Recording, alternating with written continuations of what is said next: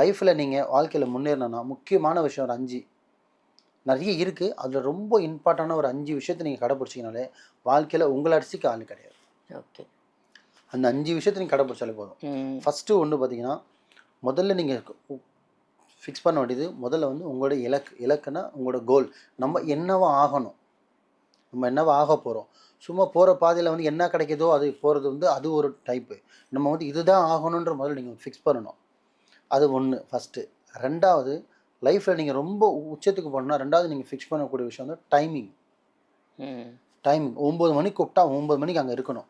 நீங்கள் 8:30க்கும் போவேனா 9 வரைக்கும் போவேனா 9 மணி 9:01 9:02 இதுக்குள்ள அந்த மாதிரி டைமிங் ஃபாலோ பண்ணணும். நீங்கள் வாழ்க்கையில் உச்சத்துக்கு போனோன்னா டைமிங் ஃபாலோ பண்ணணும். 2 விஷயம்.